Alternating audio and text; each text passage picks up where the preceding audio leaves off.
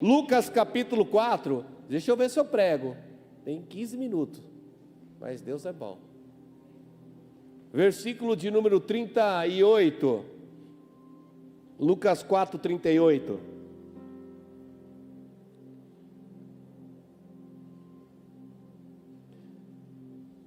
Deixando ele a sinagoga, foi para a casa de Simão. Ora, a sogra de Simão achava-se enferma com febre muito alta, e rogaram-lhe por ela. Inclinando-se para ela, repreendeu a febre, e esta a deixou, e logo se levantou, passando a servi-los. Amado Deus, eterno Pai, Senhor, essa é a tua palavra nessa noite, fala conosco de uma maneira plena, fala ao meu coração, ao coração daqueles que aqui estão, que estão em casa, que essa palavra transforme vidas nessa noite, o nosso coração seja boa terra para receber a semente, nos dá, Senhor, essa palavra de direção e de destino para as nossas vidas, é o que eu te peço no nome de Jesus, amém, amém. Escute, a Bíblia vai dizer aqui em Lucas 4, que Jesus está saindo da sinagoga. Jesus está saindo da sinagoga, ele estava ministrando e vai entrar na casa de Simão, vai entrar na casa de Pedro. Na casa de Pedro, a sogra de Pedro está enferma, e a Bíblia diz que Jesus vai curá-la ali naquele momento. Jesus pregou na sinagoga de Cafarnaum, ele está pregando ali, grandes coisas estão acontecendo, grandes milagres estão sendo produzidos. Só que, quando eu olho para o capítulo 4, eu me lembro de algo aqui. É que, antes dessa passagem aqui do versículo 38, quando no início do capítulo 4, nós vamos perceber que Jesus, ele vai ser tentado no deserto. Aqui está sendo reproduzido um tempo no auge do ministério de Jesus. As pessoas na sinagoga vão ser curadas, vão ser transformadas, milagres vão acontecer. Ele vai sair da sinagoga, vai entrar na casa da sogra de Pedro. A sogra de Pedro vai ser curada, mas nem sempre foi assim, porque no início do capítulo, você conhece bem o capítulo 4, a Bíblia vai dizer que aonde Jesus estava? Jesus estava no deserto. É a passagem, Lucas 4, do deserto, aonde Jesus será tentado pelo Satanás. Jesus está no deserto e ali o próprio diabo, a Bíblia diz que vai tentá-lo. Parece um contrassenso. Versículo 38, Jesus está na sinagoga, grandes coisas estão acontecendo, milagres. Ele vai sair, vai entrar na casa da sogra de Pedro, vai curar a sogra de Pedro. Mas um pouco tempo atrás, porque eu quero que você preste atenção que o capítulo 4 aqui, ele está sendo narrado no único dia do ministério de Jesus. Porque a gente acha que passou tempo, mas aqui não passou tempo. Agora há pouco, ali atrás, Jesus está vivendo um tempo de dificuldade e de adversidade, sendo tentado no deserto, e agora, o auge da vida dele. Então o que eu quero que você entenda, eu quero já abrir um adendo aqui, um parênteses para você, porque muitas vezes a gente entrou aqui, você entrou aqui, não sei a situação que você está, mas talvez as coisas estão tão difíceis na história da tua vida. Mas sempre, sempre escute algo, depois dos desertos, sempre virá um tempo de auge de Deus na tua vida, porque os desertos que eu passo, que você passa, que nós atravessamos, ele nada mais é do que preparativo para grandes coisas que Deus vai fazer você viver. Pode ter certeza disso. O deserto da nossa vida sempre será preparação, é isso que a gente precisa entender. Porque olha só, no capítulo 3, quando Jesus vai ser batizado, o que vai acontecer? O próprio Deus vai falar com ele. Mas quando você vê o início do capítulo 4 e Jesus está no deserto, Deus não fala com Jesus. Quem fala com Jesus lá no deserto é o diabo. Nos momentos de provação da história da nossa vida, a gente precisa prestar bastante atenção sobre o que a gente dá ouvido. Porque nos tempos de provação, o diabo vai sempre tentar falar algumas coisas ao teu ouvido para colocar em xeque aquilo que Deus tem para a história da tua vida. Sempre nas tuas provações, quem mais vai falar e vai tentar falar com você é o diabo. Preste atenção nisso e tenha certeza nisso, tá? E nas provações, o diabo vai falar muito mais. Mas bispo, por que Deus não fala? Porque você está no momento da prova. Quando você está lá na escola e chega o dia da prova, o professor vem, né, entrega a prova de matemática, bimestral de matemática.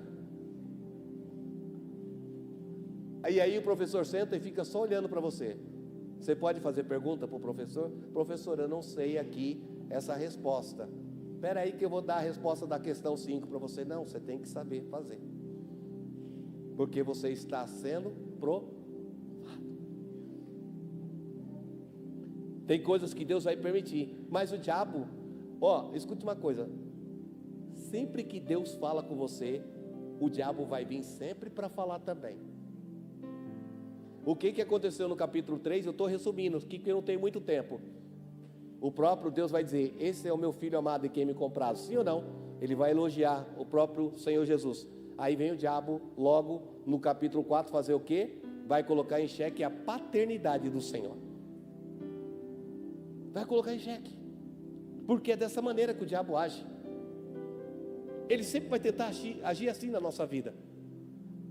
E sabe o que eu acho tremendo? É que tudo vai depender, se você vai passar nessa prova ou não, tudo vai depender da estrutura que você está vivendo com Deus.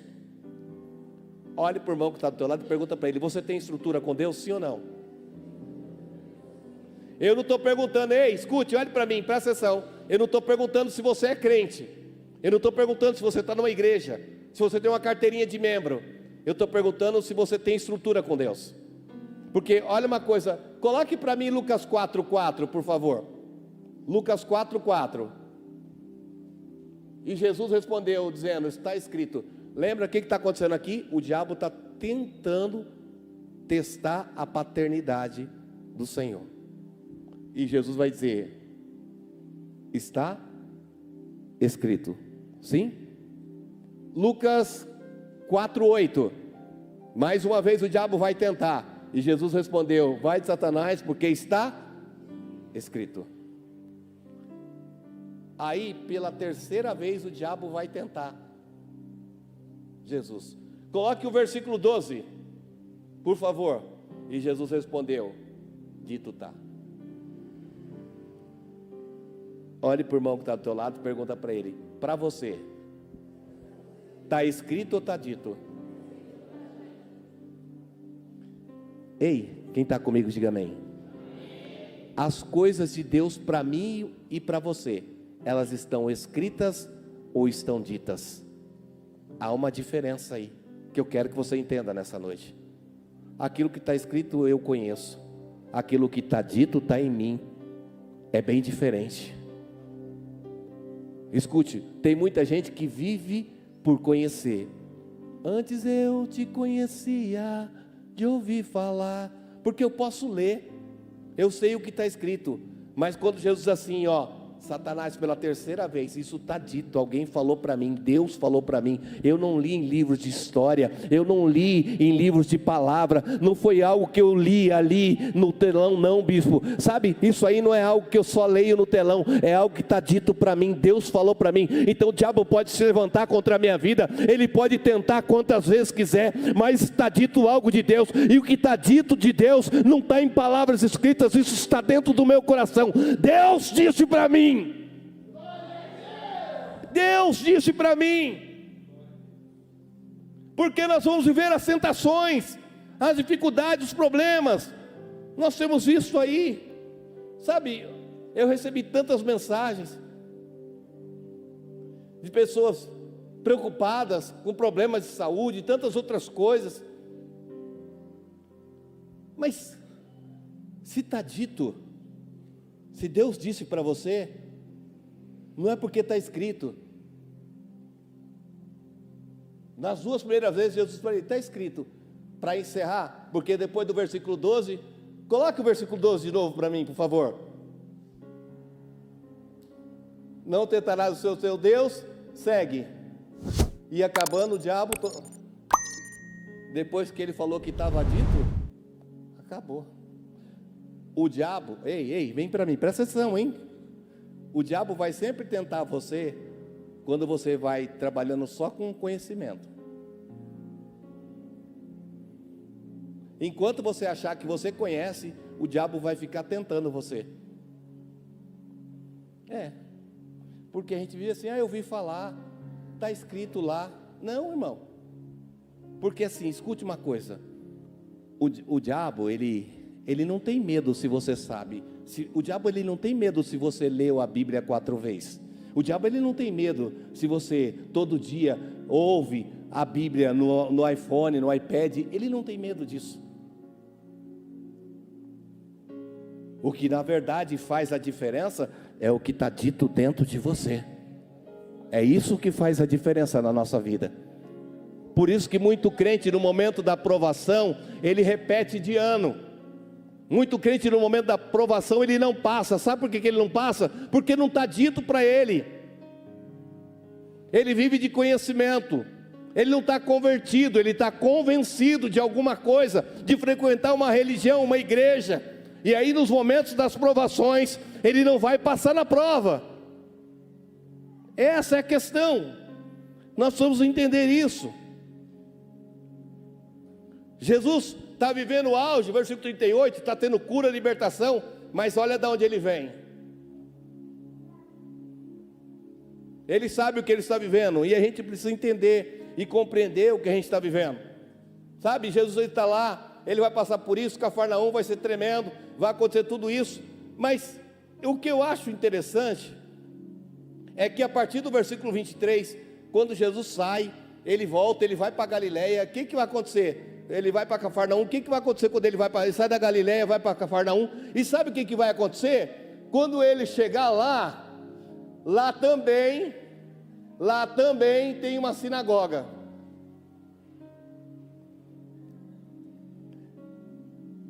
E aí, a gente acha muitas vezes, presta atenção, na história da nossa vida, a gente acha muitas vezes que todos os dias serão iguais, mas nem todos os dias serão iguais na tua vida, nem para uma coisa e nem para outra. Não há mal que dure, mas as bênçãos também vão passar. Porque viram outras bênçãos. E sabe o que me chama a atenção? É que assim, sabe, Jesus está ali, ele sai de Cafarnaum e agora ele vai para Nazaré. Só que quando ele chega em Nazaré, a coisa é totalmente oposta do que está acontecendo. Coloque o versículo 23 para mim. Lucas 4, 23. E ele lhe diz: sem dúvida me direis esses provérbios. Olha só, eu vou resumir para você o que está acontecendo aqui. Os caras estão sabendo de tudo que aconteceu lá em Cafarnaum. Milagre, bênção, vitória. Quando ele chega em Nazaré, o que vai acontecer aqui? Ele chega em Nazaré e os caras estão falando assim, faz a mesma coisa que você fez lá. Mas o que você viveu ontem, você viveu. Hoje é outra coisa. Posso ouvir um amém? Esse é o maior problema nosso. Porque eu tive um milagre ontem, eu acho que todo dia a minha vida vai ser de milagre. E nem sempre será dessa forma. Preste atenção nisso. Ei, faz um milagre aqui. Cura aí do jeito que você curou lá. A gente ouviu tudo que você fez lá. Então faz um milagre aqui. Só que assim, ele não vai fazer milagre. Porque não é um momento de milagre. Até para acontecer milagre na história da minha vida, eu tenho que estar pronto. E tem que ser o tempo de Deus. Tem coisas que a gente está vivendo e está passando, adversidades que cada um de nós estamos vivendo, até nesse momento da história da tua vida, que você muitas vezes não compreende e não entende, mas é porque você não está pronto para outro estágio. E você vai passar por isso e vai viver. Não é porque teve um milagre, vivi um milagre ontem, mas olha como é que está a minha vida hoje. Mas é que tudo tem tempo. E o milagre não vai acontecer. Sabe o que me chama a atenção? Aonde Jesus está? Ele está ali em Nazaré. Aquele momento o milagre não vai acontecer. Mas vão acontecer grandes milagres da parte de Jesus aí? Vai acontecer. Olha só, lá na frente, Jesus vai curar quem? Vai ressuscitar quem? Lázaro. Mas não agora. Diga por irmão que está do teu lado, diga para ele, tem coisa que não é agora. Diga, tem coisa que é depois.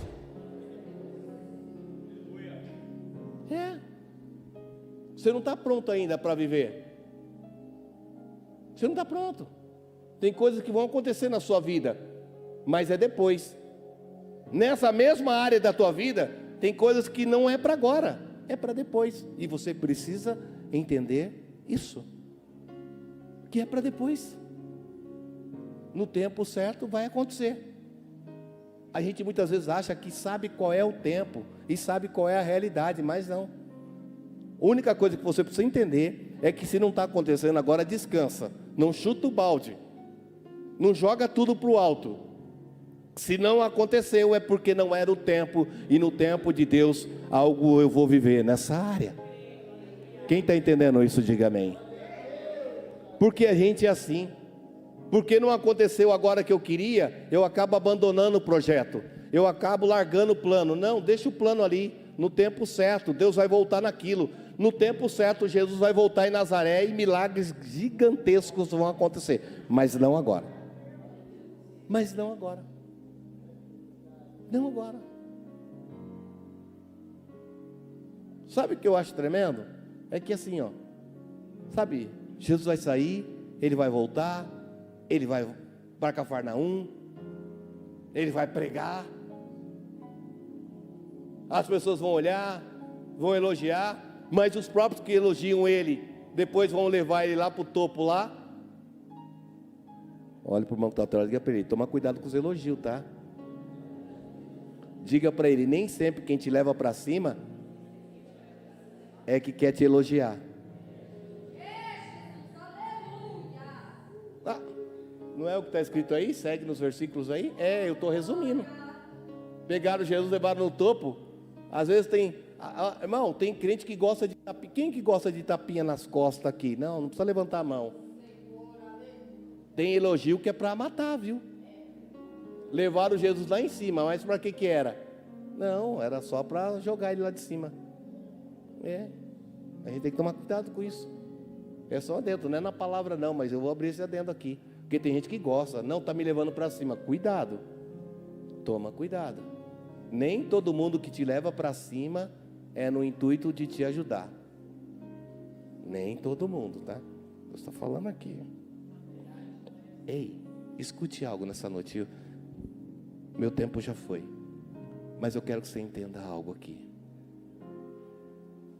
Jesus, ele está nessa condição. Sabe? Ele vai. Ele está na sinagoga. Ele sai. Ele vai para a casa da sogra de Pedro. A sogra de Pedro está doente, está enferma dentro de casa. É engraçado que a Bíblia vai dizer assim, coloca o versículo 38, pode ir lá. Lucas 4:38. E estava enferma uma mulher e com febre. Rogaram por ela. Mas quem? A Bíblia não diz nem quem, mas diz que rogaram. A Bíblia não diz que pediram. A Bíblia diz que rogaram. Alguém intercedeu com grande veemência para que o próprio Jesus fizesse algo. Primeira coisa que eu quero que você entenda. Primeiro, essa mulher, ela está na casa dela. Ela está enferma. Ela está reclusa. A Bíblia não diz quanto tempo ela está assim, mas fica claro que quem rogou conhecia o estado da situação dela. Porque não tem como você interceder por alguém se você de fato não conhecer o estado da situação da pessoa. Agora, a gente não vê ninguém enfermo passeando para lá e para cá, vê? Não. Normalmente a pessoa quando está doente, a primeira coisa que acontece, vai lá, filho, deita lá, vai lá no quarto, um colchãozinho, um travesseiro, ali se cobre, fica aí. A maioria das pessoas quando estão enfermas, qual é o local, o ambiente que uma pessoa enferma frequenta na maioria das vezes? O quarto, lá fechadinho, lá naquele cantinho, até que melhore. O ambiente de uma pessoa enferma normalmente é um ambiente recluso. Mas alguém sabia a condição dessa mulher. Alguém, porque a Bíblia não diz quem é. Não diz nem se é parente, alguém rogou. Porque Deus só precisa de alguém para rogar e para interceder. Não precisa ser nominal. Deus só precisa de alguém. Só de uma pessoa. A pessoa precisava de um óculos. Deus só precisa de alguém. Só. Talvez a moça não saiba nem o nome da sua filha. Mas não precisa. Porque Deus só precisa de alguém. Deus só precisa de você. Só isso. Talvez a pessoa nem saiba. Talvez a sogra de Pedro nem soube quem foi rogar para Jesus por ela. Porque Jesus poderia não ficar sabendo, mas Jesus vai ficar sabendo porque alguém intercedeu. Tem muita gente precisando.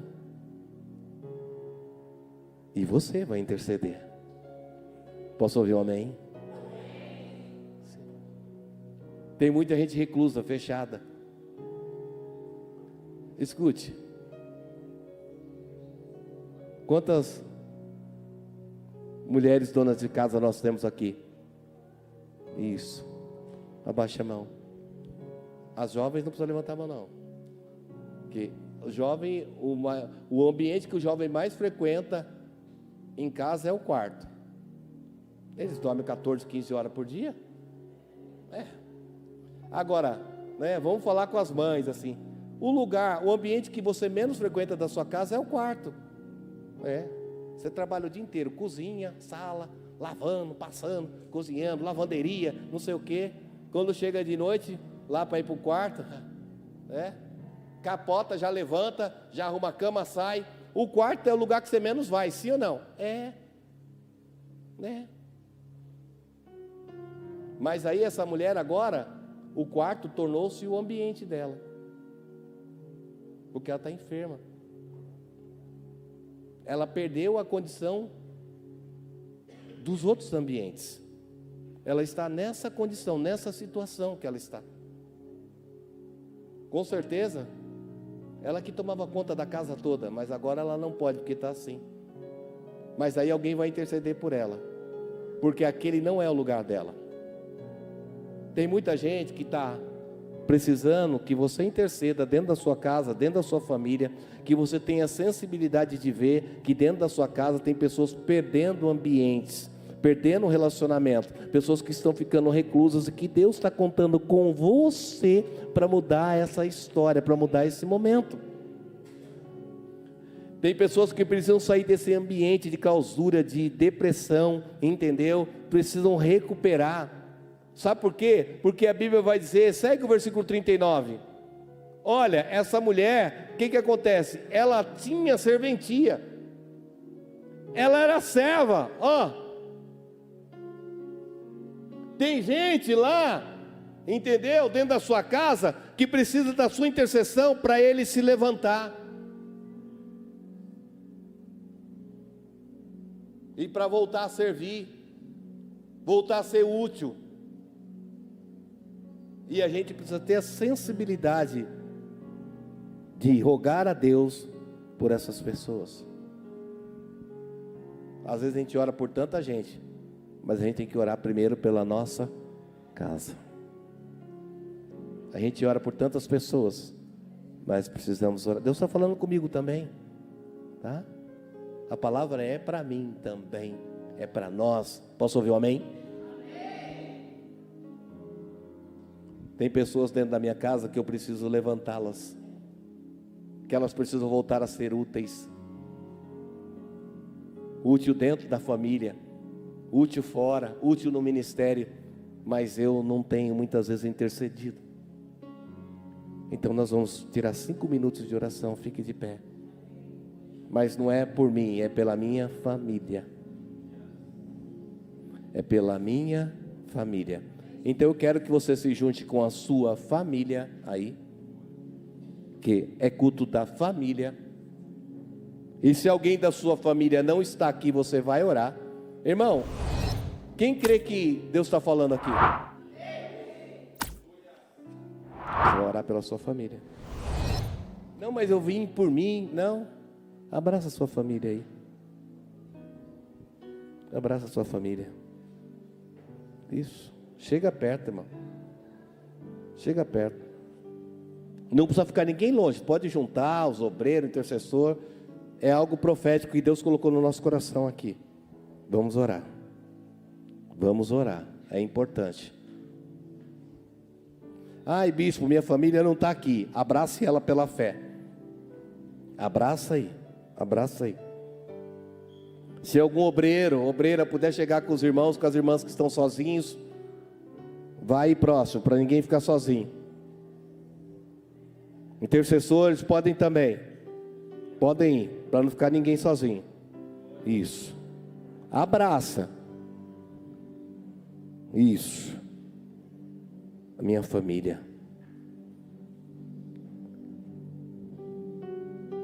Aproveita que você está abraçado com a sua família e expressa o seu amor e o seu carinho aí. Se der para rolar um eu te amo.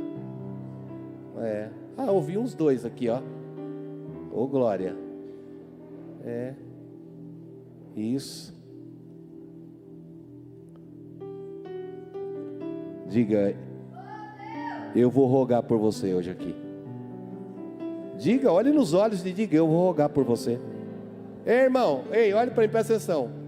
Ó, nossa, bicho, que palavra rogar. Rogar significa muito mais do que interceder. Quem roga faz mais do que interceder. Alguém que roga por alguém é alguém que insiste mesmo.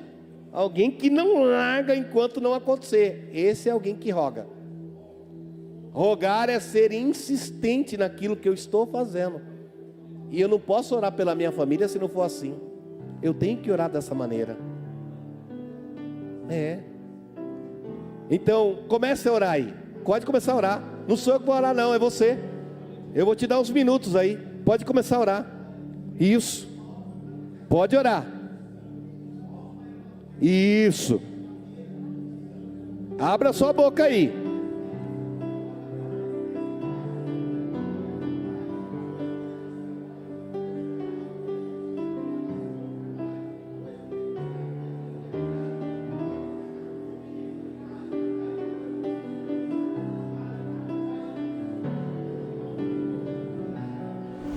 Vai orando. Isso. Dá lugar. Glória a Deus. Olha aí, Senhor. Olha as famílias em oração, Pai. Olha os teus filhos em oração nessa noite aqui. Que lindo. Famílias rogando um pelo outro, intercedendo um pelo outro. Ah, meu Pai, vai trabalhando nessa noite aqui. Vai quebrando todo jugo, todo peso, toda carga. Põe por terra nessa noite no nome de Jesus. E traz a bênção aos teus filhos. E traz a bênção aos teus servos. Ah, é no nome do Senhor Jesus que eu declaro. É no nome do Senhor Jesus que eu profetizo. Que as orações que estão sendo feitas aqui serão ouvidas, Senhor. Haverá resposta dessa oração. Haverá resposta desse pedido. Haverá resposta desse clamor. Eu creio, Deus. Eu creio, Pai. Eu creio na vitória. Eu creio na bênção. Eu creio no milagre. Vai tratando, Senhor. Vai quebrando todo jugo, todo peso, toda carga. Põe por terra, no nome de Jesus. E traz a vitória dentro desses lares. Meu Deus, toda enfermidade, toda malignidade, todo peso, Senhor, tudo aquilo que estava enclausurando, prendendo, separando, deprimindo, cai por terra nessa noite, nesse lugar.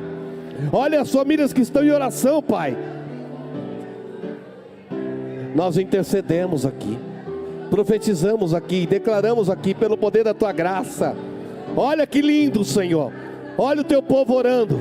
Olha o Teu povo orando. Olha o Teu povo orando. Alcança os lares, as casas agora. Quebra todo jugo, todo peso, toda carga. Oh, glória!